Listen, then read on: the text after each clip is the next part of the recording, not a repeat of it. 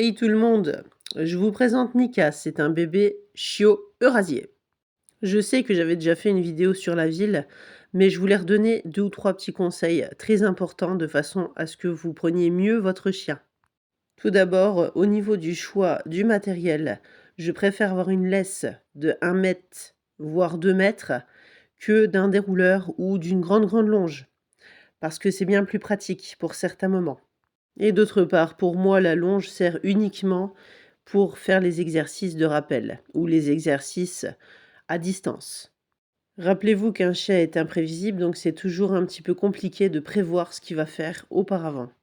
Donc le premier conseil, c'est que lorsque nous sommes en ville avec notre chien, on ne se préoccupe pas de ce que les gens disent sur votre chien. Surtout quand il a des difficultés, parce qu'il tire dans tous les sens ou parce qu'il aboie. La plupart du temps, les gens, savent mieux faire que vous, donc ils vont faire les remarques comme quoi: «Ah, il tient pas son chien, elle tient pas son chien, patati patata». On reste concentré sur son chien et on fait ce qu'on a à faire. Ce n'est pas eux qui vivent avec votre chien, c'est vous. Et d'autre part, si vous écoutez, le problème, c'est que ça va vous gonfler et comme ça va vous gonfler et que le chien, voit comment vous vous tenez, le problème, c'est qu'il va comprendre et ça ne va pas arranger la situation. On ne laisse pas les gens caresser votre chien. Rappelez-vous que votre chien, il écoute et observe. Si vous dites non à une personne et que la personne caresse quand même, vous inquiétez pas que lui va se souvenir que le non, en fait, il est un petit peu défaillant. Pourquoi? Ben parce que tout simplement, si vous donnez l'habitude à votre chien de se faire caresser quand vous allez vous promener en ville, à chaque fois qu'il va croiser des gens, et ben, il va toujours vouloir sauter dessus pour avoir les caresses et en fait, il va pas savoir gérer ses émotions, au niveau de la frustration et ça risque de devenir compliqué. Admettons, vous êtes après en forêt, votre chien est lâché et il a l'habitude d'aller dire bonjour à toutes les personnes qui passent. Admettons, juste en face de vous, il y a une personne qui arrive et qui est stressée, qui a peur des chiens et ben, forcément, ça va pas être très appréciable. Surtout que vous n'aurez aucun rappel sur votre chien. Je ne dis pas non plus que les autres ne doivent jamais caresser leur chien, mais c'est à votre bon vouloir. Si vous avez dit non, c'est non. Même si la personne, elle veut forcer la chose, si vous lui avez dit non, eh ben, c'est non. En ce qui concerne les chiens, c'est un petit peu la même chose quand vous les croisez en laisse, surtout que les gens ne savent pas présenter leur chien. Donc faites attention à ça. Il vaut mieux passer son chemin et puis de temps en temps le lâcher dans des endroits avec des autres chiens où c'est sécurisé que, de tout le temps le laisser aller voir les chiens parce que justement il va avoir la même attitude. Il va pas savoir gérer sa frustration, ce qui fait que ça va être un petit peu compliqué. On a passé les images, mais en ce qui concerne les passages piétons, c'est pareil, c'est très important aussi. Première chose, quand vous arrivez devant le passage piéton, ne vous collez pas, à la première bande parce que si vous avez un gros camion ou un gros tracteur qui rase le bord, le chien, bah, par peur, risque soit de se jeter, sous les roues ou de partir de l'autre côté et puis vous, vous y attendez pas et il vous déglingue le bras. Ça serait quand même fâcheux. En général, avec un chien, moi, je me mets à 1 mètre et demi du passage. Je mets mon chien assis, j'attends que ça soit vert et ensuite j'y vais. Même idée, avant de passer le passage, bien souvent, ce que je fais, à mes clients, c'est de faire asseoir leur chien avant de traverser. Donc après, c'est à vous de voir si vous voulez octroyer des ordres quelconques, comme par exemple traverse, le trottoir ou je sais pas. C'est à vous de choisir et selon ce, il faut s'y tenir.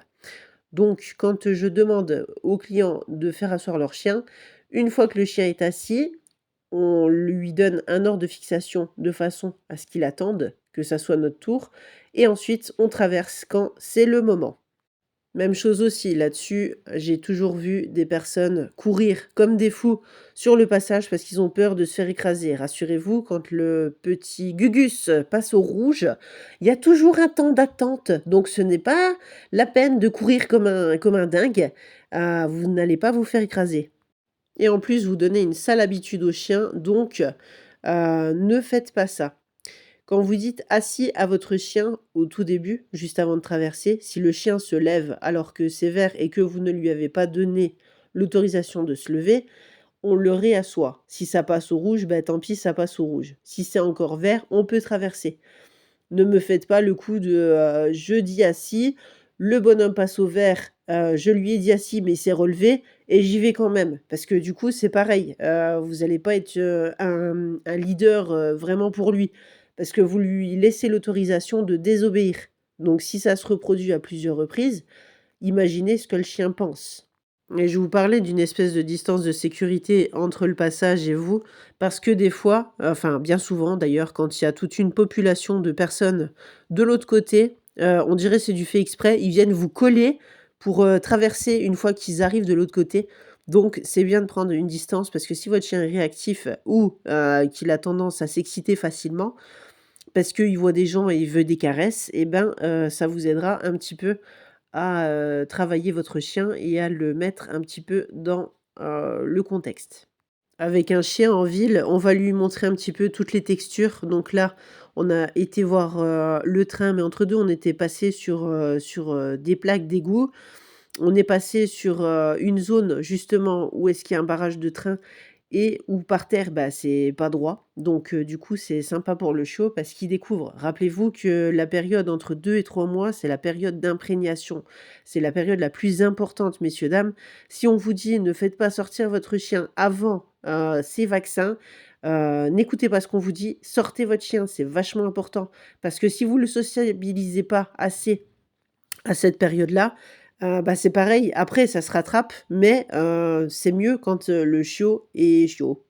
Nika a vu également le train, il n'avait jamais vu ça. Donc du coup, on en a profité et parce que c'était l'heure d'arrivée et c'était super chouette parce que ça a été la star. Mais en même temps avec une bouille pareille, comment voulez-vous ne pas craquer? Regardez-le, hein? Il est mimi, non? Un autre conseil, vous ne savez pas si les gens ont peur des chiens en face. Donc faites attention. Quand vous avez votre laisse, essayez de prendre aussi sur la laisse une distance de sécurité de façon à pouvoir gérer votre chien. Si tout d'un coup il vient à sauter, au moins vous avez moyen de le rattraper avant qu'il saute sur la personne. Parce que si vous laissez votre laisse en grand comme ça, eh ben, le problème c'est que vous n'avez pas la main dessus et rappelez-vous messieurs, dames aussi qu'une griffure est considérée comme une morsure. Donc comme vous ne savez pas avec qui vous allez avoir affaire, on ne sait jamais. Une plainte peut être déposée et ce serait quand même dommage qu'une plainte soit déposée juste pour un coup de griffe, quoi. Alors que le chien, à la base, il voulait juste dire bonjour, il était tout content de voir la personne. Donc sur ce cours-là, nous avons vu plusieurs choses, le fait de marcher dans des endroits où on n'a pas trop l'habitude, le fait de jouer, avec les éléments.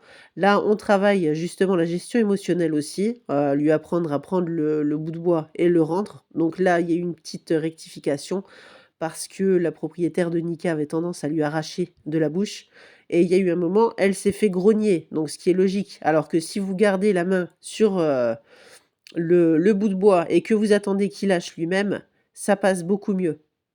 Là, on voit, il commence à se sauver parce qu'il veut pas. Ce qui est normal. Ça vous dérangerait pas, vous, qu'on vous arrache, le votre jouet de la bouche? Enfin, vous avez compris. Donc voilà, je crois avoir fait cette fois-ci le tour sur, les questions de la ville. Il peut y avoir encore d'autres éléments à rajouter, oui, mais si vous avez des questions, n'hésitez pas, justement, c'est le moment. Je me ferai un plaisir, d'y répondre. Je remercie les personnes qui me soutiennent par un petit j'aime, par un petit commentaire. Ça fait toujours plaisir. Je vous souhaite une excellente journée à tous et avec Nika, on vous fait la bise. Salut!